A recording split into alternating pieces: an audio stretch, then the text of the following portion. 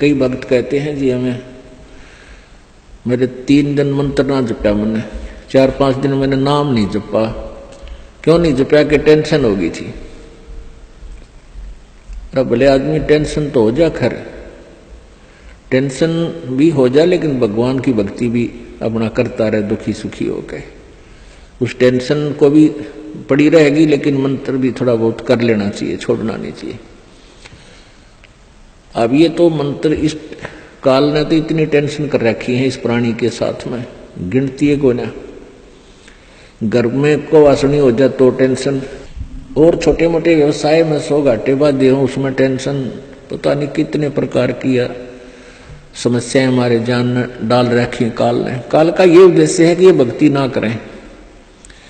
जब इनको मनुष्य शरीर प्राप्त हो तब तो इनमें इतनी टेंशन भर दी या विकार भर दिए, कोई घुट्टी लावे, कोई जुआ खेले, कोई दारू पीवे, बीड़ी पीवे, सिगरेट पीवे, कोई 2 नंबर के काम में, कोई कोठी बनाने के काम में, यानी को इनको सबको ऐसा व्यस्त कर रखा है कि फुर्सत को ना। और फिर अब ये है भक्ति का समय आ गया, अब ये भक्ति युग आ गया, भक्ति का काल आ गया, समय भक्ति काल, बिचली पीढ़ी आएगी। और इसमें काल ने कति पूरा हंगा ला दिया। ऐसे ये टेक्निकल जो ना ऐसे बना दिए इलेक्ट्रॉनिक इंस्ट्रूमेंट, जैसे mobile phone, TV, satellite, internet, कि ये जीव जब भी आंख खुले रात में या तो मोबाइल में बकवास देख ले, या सामने टीवी रिमोट से ऑन, उठ कर भी ना जाना, रजाई में पड़ा पड़ा ऑन कर ले, उसमें नाचने गाने बकवास सुन ले। यानी भक्ति से कोसों दूर रहे ये प्राणी। अब इसने कितना कुछ, अभी 20-30 वर्ष से आप देख रहे हो कितना कुछ साइंस ने तरक्की कर दी, या काल गिवन है, इस काल ने दे रखी है। और परमात्मा ने भी ये समय इसलिए चुना था कि अब ये जो साइंस के इंस्ट्रूमेंट हैं ये हमारा काम आएंगे। एक जगह बैठे और लाखों करोड़ों जगह टीवी में परमात्मा की महिमा को घर बैठे सुन सका करोगे।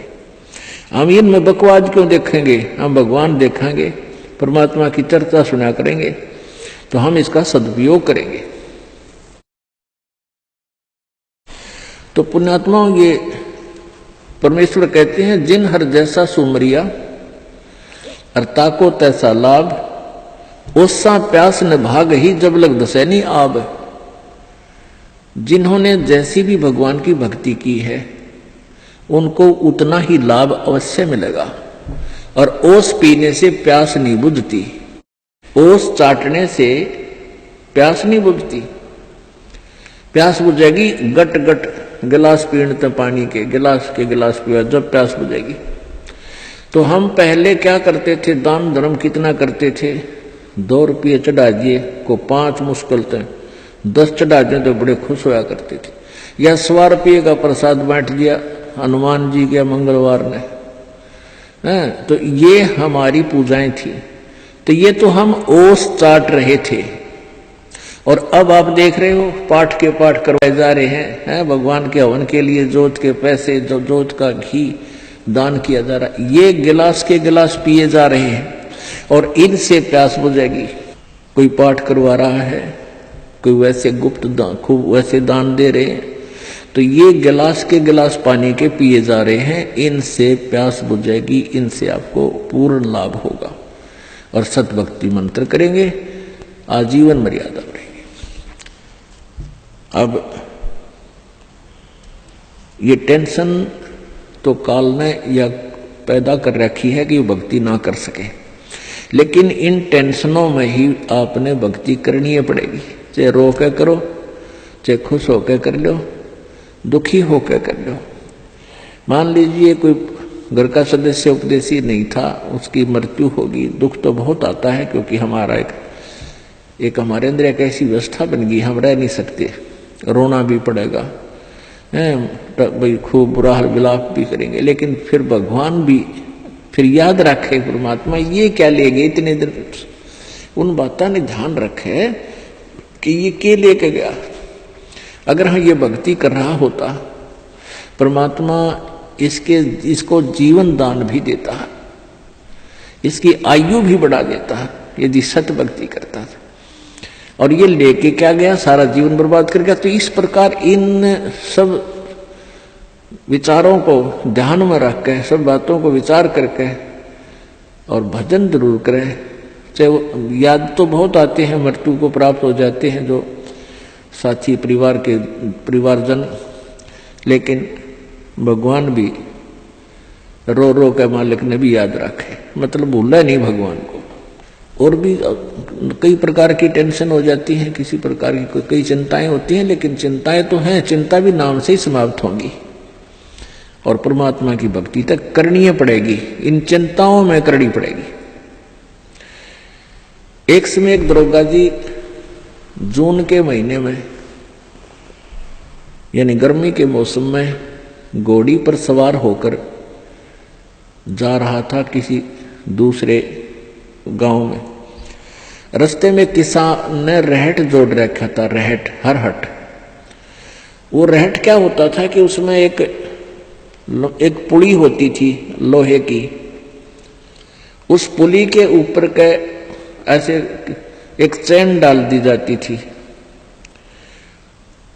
और उसको कोल्लू की तरह, एक कोल्लू आपने देखे हाथ के बैलों वाले कोल्लू, उस तरह कोल्लू की तरह बहल से चला जाता था और वो रहट का व्हील घूमता था वह पुड़ी, और उसके ऊपर चैन लगी होती थी। नीचे एक कुआं होता था, वो चैन इतनी लंबी होती थी कि कुएं के जल को छूती थी नीचे तक, और उसका बाल्टियां वेल्ड कर दी जाती थी चैन के ऊपर।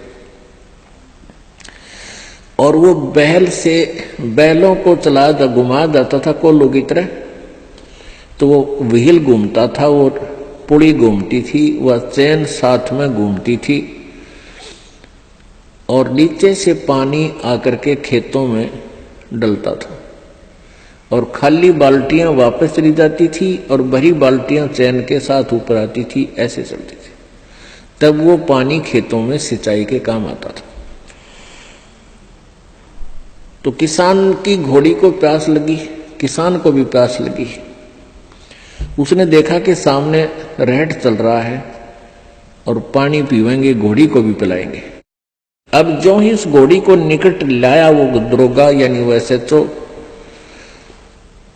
रहट के अंदर से आवाज आया करती थी, वैसे जुगाड़ होया करते थे। वो व्हील व्याल चढ़ा रखे थे, वो चर चू करके वह काफी जोर की आवाज आती थी उससे। वह घोड़ी उस चरचू ने सुनकर, चींचू ने सुनकर, और वह फड़क गई, 1 किला दूर जाके डटी। दरोगा जी गुस्से में हो गए, करे किसान या चू चू बंद कर दे भाई, ची चू बंद कर दे, मेरी घोड़ी डर रही है, मैंने पानी पीना और पिलाना है।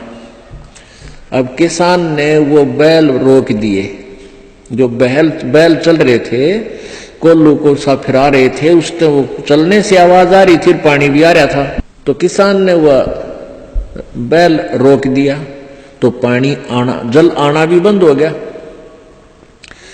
और आगे जल सीधा खेत में जा रहा था। खेत में जल साथ साथ, वह जमीन प्यासी थी, पी रही थी।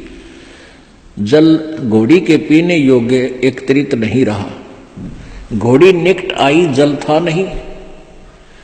दरोगा जी ने कहा कि एक किसान जल निकाल।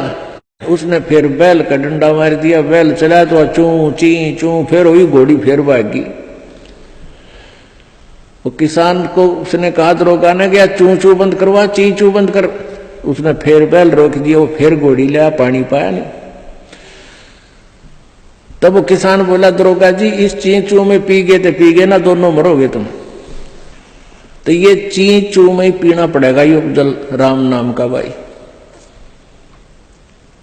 जब राम नाम बंद कर दिया तो भक्ति गई, वह चू चू तो फिर फायदा क्या हुआ, वह टेंशन तो सहे से भक्ति और बर्बाद होगी।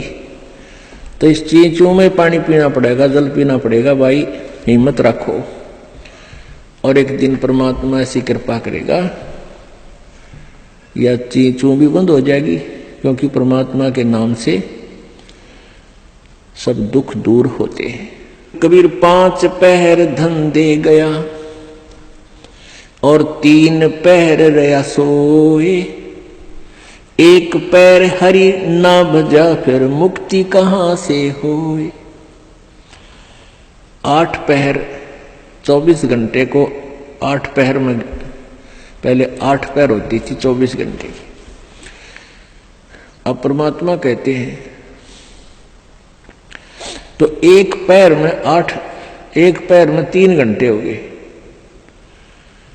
तो परमात्मा कबीर जी ये बताना चाहते हैं कि 3 पैर तन धंधा करया 15 घंटे,